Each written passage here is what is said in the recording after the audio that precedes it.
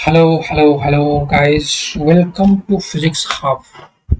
I am back once again with a new live stream. Before we start, let me just get confirm whether am I audible or not. क्या मैं दिखाई दे रहा हूँ, सुनाई दे रहा हूँ, एक बार देख लेते हैं, टेस्ट कर लेते हैं guys. Then we will continue our discussion. This discussion is going to be short because it's late night. I need to go to sleep early. So I hope it is running now. क्यों नहीं रहा है, थोड़ा सा time लगता है. There is a delay between the signal I am giving and the output I am watching. Input और output के बीच में थोड़ा सा फासला तो रहता ही है every time.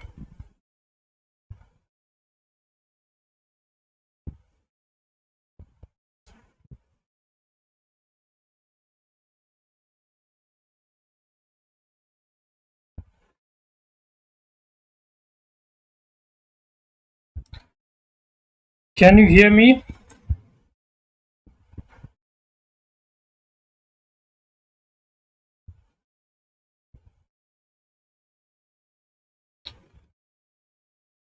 Hello guys, welcome to Physics Hub and welcome to our channel.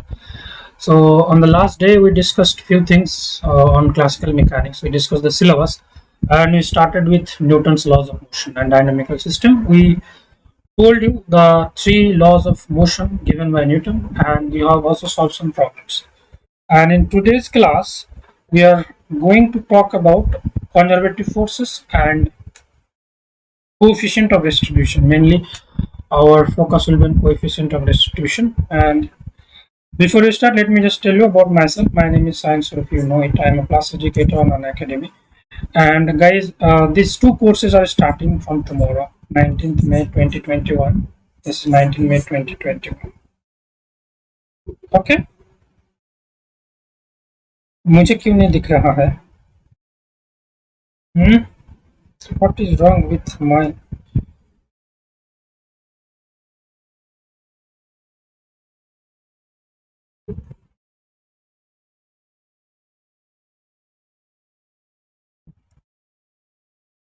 Am I visible, guys?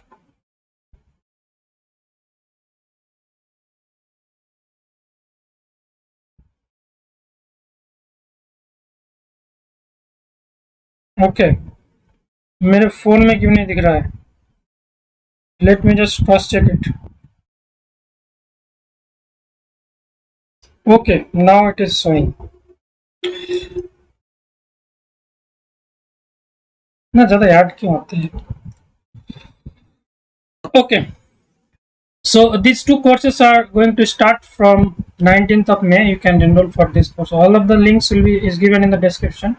And guys, if you take the subscription before May 19, by May 19, you will get 1 month extra. So this is just a piece of information. And from tomorrow 8 a.m. means today actually, we are starting this complete course on quantum mechanics and this crash course on physical sciences through top 200 PIQs.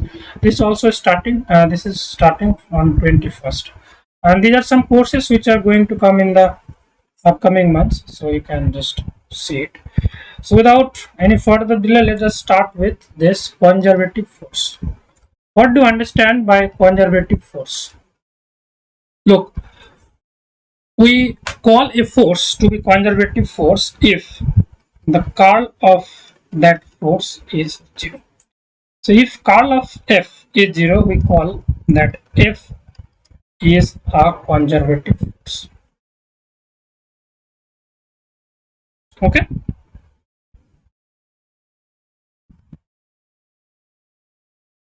Now, if you do some work in a conservative force field, then the work done, let's say you are at some point, initial point 1 and initial point and some other point, final point 2.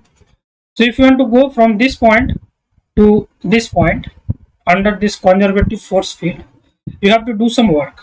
And if it is a conservative force, this work done will be independent of the path chosen by you. So if you choose, let's say, this path 1 or path 2 or path 3, in all of these paths, the work done will be same.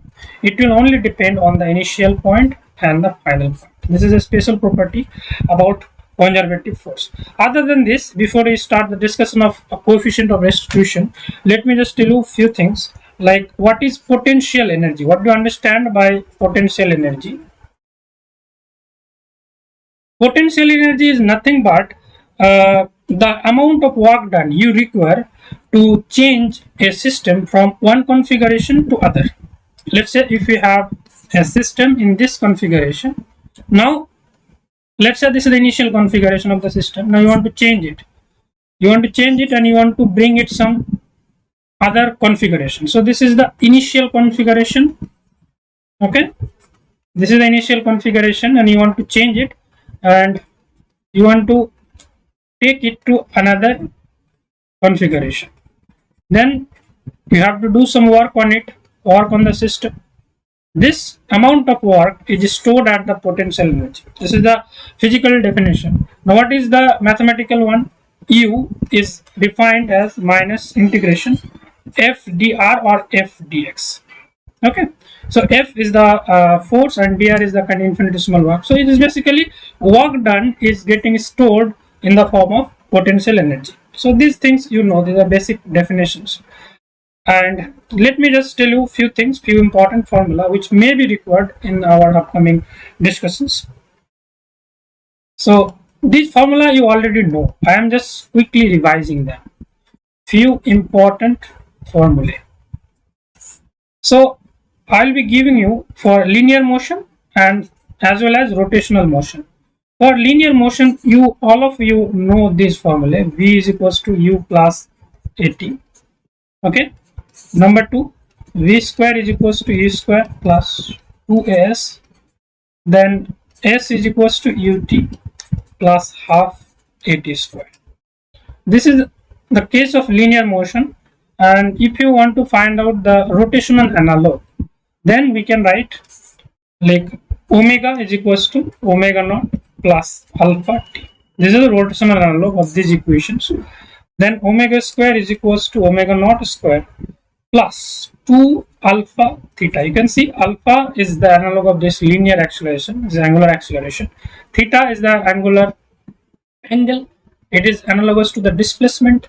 Number 6, what is the analogous equation? Theta is equals to omega naught t plus half alpha t square. All of you know this formula, so this may be required in the discussion of coefficient of restitution. Now, after this, let us start our main discussion, coefficient of restitution. Coefficient of restitution. It is denoted by this symbol E. What is the basic definition of coefficient of restitution? So you must have noticed that if you throw a ball, let's say at some height, okay, let's say we have a ball at some height, let's say that is h, at some position A.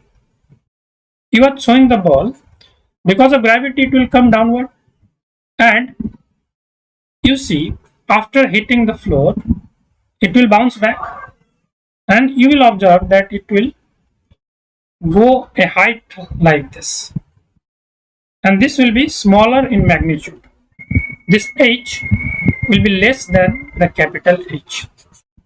Now the factor by which this distance is decreased is known as the coefficient of restitution. This is a very crude definition. Okay, so let us try to understand this. Let's talk about the definition. So you can define in terms of this length or height, or also you can define it in terms of relative velocities. So it is basically defined as the ratio, okay, it is basically defined as the ratio of relative speeds after and before and impact. Okay, and where you should take this impact? Along the line of contact, along the line of impact, sorry. So you can see the ball was at this point A, you have just thrown it, so this is the line of impact. Okay, so as per this definition, we can write the E is equals to relative velocity after collision, okay, divided by relative velocity before collision. Now let us try to find out this value. So let us say we have thrown the ball from rest, and just before making the impact, the velocity is u. Okay, and after making this impact, the velocity is v. Fine. Now let us try to find out this value of e. How will you find out? So the ball was thrown at rest, so here the velocity is 0. So we can utilize the formula v square, means here from this point, so let's say we define it, this point is A, this point is B, the point of contact is B, this point is B. So we can write the final velocity is u, so u square. Okay, so v is equals to u here. Initial velocity is 0, so 0 square plus 2g, the height, total height is h. Okay, so u is equals to root over 2gh. So this is the value of the velocity just before making the impact. Okay, now as per this definition, this is, look, this is the velocity after the impact, so this is v. Relative velocity before the collision, that is u, so this is v by u, and from here we can write v is equals to e into u. Okay, and we can write v square is equals to e square into u square. This can also be written from here. And what is this u? U is equals to root over 2gh. Therefore we can write v square is equals to e square into this u square is 2gh, 2g into h. Okay, now look at this thing. The ball, consider this case A, B. Now let's say this is B, this point is B. Look, this is happening along the single line, but for the visualization purpose I have shown it differently, but it is a single line. The ball will be going upward along this line only, and for visualization purpose I have shown them separately. So this is basically B. B to, let's say, C, it is going to C, and the height it is achieving is small h. Okay, so at this point it will again come into rest. Initially it was at rest, after making the collision it will come momentarily at rest at point C. So v is equals to v square equals to u square minus 2gh, formula will be appearing. So here v is equals to 0, so 0 square, and now the initial velocity will be v square minus 2gh. For this path we can write this equation. I hope all of you have understood till now. If you have any question you can ask me. Okay, so from here we can find out the value of small h. This is v square upon 2g.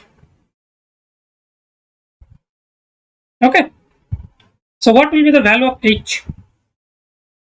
V square upon 2g, v square equals to e square into 2gh. तो इसका value क्या आ जाएगा? What will be the value of small h? This is equals to v square by 2g. V square equals to e square by 2g, यहाँ से निकालो. So v square by 2g equals to e square into h. Okay, e square into h. Therefore, coefficient of distribution E is equals to root over h upon capital H. So this is the ultimate formula if you are talking about in terms of height. So in terms of height, it is root over of this small distance by the original distance h, and in terms of velocity E is equals to v by u. So we have defined the coefficient of restitution in terms of height, in terms of relative velocity. So just note down these two formulae, very important formulae. Okay, now it's the time to solve some problem discuss करते हैं. But before that, if you have any question, you can ask. कोई भी सवाल है तो पूछ लो, नहीं तो हम लोग प्रॉब्लम की तरफ बढ़ेंगे. I hope everything is very much clear. These are class 12 thing, I think, but it is there in your net syllabus, so we have to do it.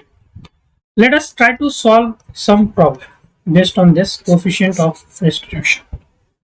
So a ball is dropped from a height capital H. Okay, it bounces back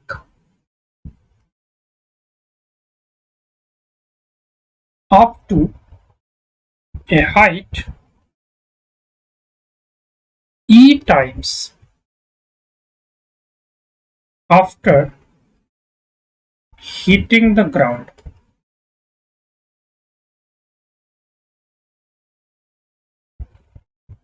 If E is less than 1,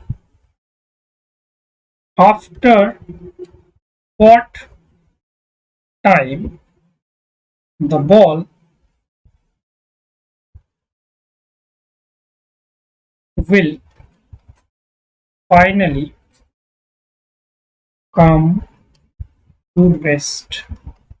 ठीक है, 4 options are given: root over h by g, 1 plus e by 1 minus e, root over 2h by g, 1 minus root over e by 1 plus root over e,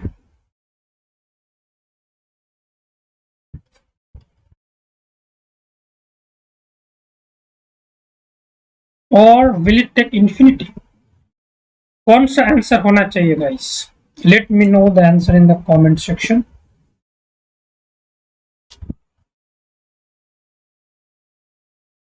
A ball is dropped from a height h. It bounces back up to a height small e times after the ground, after hitting the ground. If e is less than 1, after what time the ball will finally come to rest? Okay? देखो, हम लोगों को formula use करने की जरूरत भी नहीं है, ये लोग फॉर्मूला खुद ही दे रखे हैं. ठीक है, द डेफिनेशन बेसिकली. अब इसको करो, कैसे करोगे?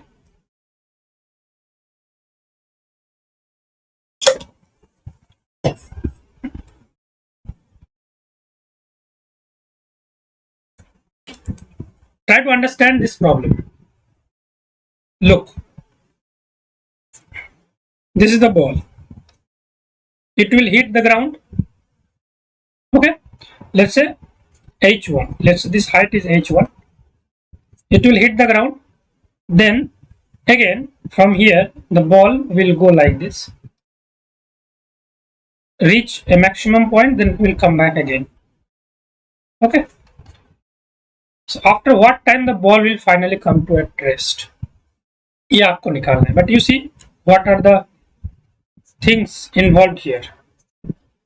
If we consider this height to be h2, what will be the value of h2? h2 will be e into h, because it bounces back up to height e times after hitting the ground. Okay, next ऐसे करके फिर से jump मारेगा, and this amplitude will keep on decreasing.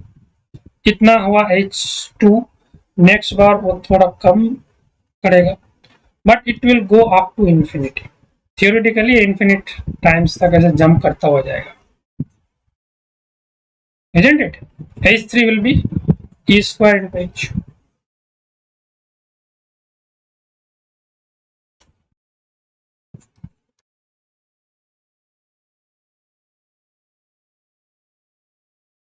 Look, this ball is moving against gravity. So the value of the acceleration acting on the ball will remain same, because this whole phenomena is happening because of this Gravity, acceleration due to gravity. So let us consider the first bounce. For this one, what we can write? For the first bounce, what we can write? Let's say this axis is y-axis and this is x-axis. We only need one axis. So if this is the y-axis, we can write the y value is h, the height h. Okay, what is the initial velocity? 0. It has released at rest. Acceleration due to gravity g. Okay, so we can utilize the equation s is equals to ut plus half at square. Okay, so y is equals to h here. Initially 0, half gt square, u is 0. So t is equals to root over 2h by g. This is the time the ball takes from to reach from this point to this point. ये time तो हमने निकाल लिया. अभी ऐसे करके ये वाला टाइम निकालना है, ये वाला टाइम निकालना है, ऐसे करके infinity. Well, that will give you the total time. After what time the ball will finally come to rest. So we have just calculated this time t1. Similarly, यहाँ पे देखो दो बार calculate करना पड़ेगा. For this one only you need to calculate 1, and for the next one, for t2, you have to calculate the time taken by the ball to go from this point to this point, then coming down from this point to this point. So ऐसे double time आएगा, सबको add करना पड़ेगा. Okay. So this is the time taken by the ball to fall down from a height h to the ground. Okay. So this is basically time of fall before first bounce. T is equals to 2h by g. So this is basically t1. So t1 is equals to root over 2h by g. Next, t2. T2 will be, look, T2 will be the time. So in this, you see this is root over 2h by g. So T2 will be root over 2 into, here the height is h2. h2 is equals to e into h. So 2 into h2 by g. This is the time to go upward or downward. So here two times are involved, so we have to multiply with 2. For one for this, another for this. So 2 times 2 root over 2h2 by g. Okay, this is equals to 2 times 2h2 is e times the original height e into h divided by g. In this way, we can find out t3. T3 is the total time for this. Okay, so what will be the value of t3? T3 will be 2 times root over 2 into e square h by g. Getting it? Because each time it is becoming eh, then e square h. Each time it will take up this factor e. So in this way, t4, t5 and up to infinity you have to calculate. So what will be the time taken by the ball to come to rest? If you add all of these times, then you can get the total time. Okay, battery low here. So what is the total time? Total time elapsed before the ball stops. T, this is the sum of T1 plus T2 plus T3 plus dot dot.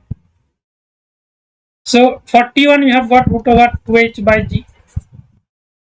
Okay, for T2 we have got 2 into क्या मिला था 2 into 2 eh by g